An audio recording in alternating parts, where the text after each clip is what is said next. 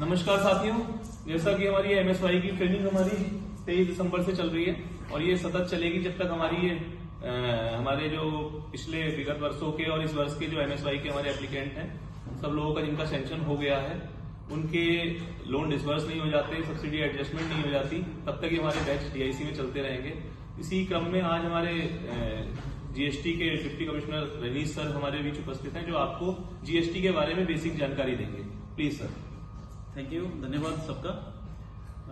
GST को जानने से पहले मैं ये बताना चाहता हूँ कि जो भी जितनी भी व्यापारिक गतिविधियां हम लोग करते हैं उनमें कुछ जैसे कानून जरूरी है, जिसमें से जीएसटी जरूरी है।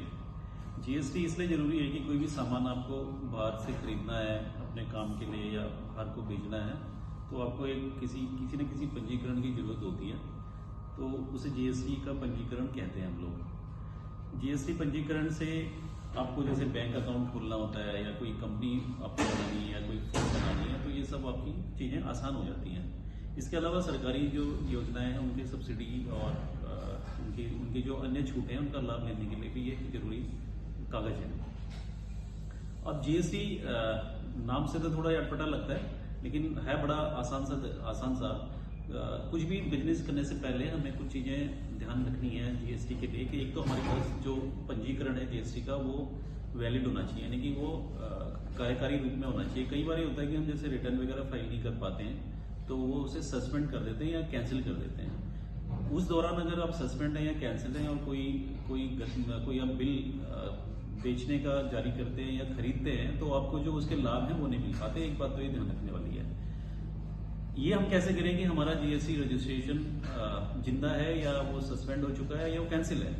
तो इसकी जीएसटी का एक बहुत कॉमन फोन पे भी पोर्टल चलता है, उसको www.gst.gov.in बोलते हैं। उसमें जाके आप एक सर्च डीलर करके ऑप्शन आता है, उसमें अपना टीन नंबर डालेंगे, जीएसटी का नंबर, तो उससे आप सर्च कर लेते हैं। जीएसटी का जो टिन नंबर अगर आपको नहीं भी याद है तो आपको अपने पैन कार्ड के जो डिजिट होते हैं 6 डिजिट वो भी डालते हैं, तो उससे भी उसमें ऑप्शन मिल जाता है। तो ये आपकी पूरी एक हिस्ट्री पता लग जाती है कि कब आपने रिटर्न नहीं भरी, आपका रजिस्ट्रेशन कैंसिल है कि नहीं है, आपका रजिस्ट्रेशन एक्टिव है कि नहीं है। तो ये एक बहुत आसान तरीका है। जीएसटी लेने के बाद जिम्मेदारियां बढ़ जाती हैं।